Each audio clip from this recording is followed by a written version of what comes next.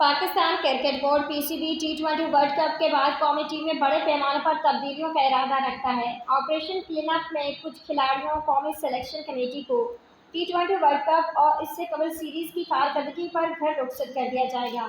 سابق test fast bowler Wahab Riaz کا بھی اپنی جگہ برقرار رکھنا مشکل ہے۔ سلیکشن کمیٹی کو تبدیل کرنے کی تجویز ہے۔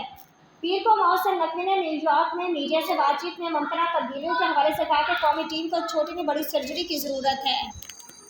ٹیم میں بڑی سرجری کی ضرورت ہے۔ وقت آ گیا کہ باہر بیٹھے ٹیلنٹ کو موقع دیا جائے: محسن نقوی۔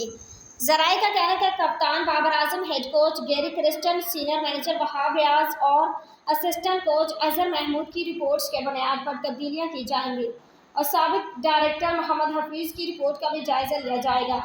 محمد حفیظ کھلاڑیوں پر ڈوپنگ اور کارکردگی کی بجائے پیسوں کو اہمیت دینے کے الزامات لگا چکے ہیں۔ آسٹریلیا اور نیوزی لینڈ کے دوروں کے بعد ان کی رپورٹ اہمیت کی حامل تھی۔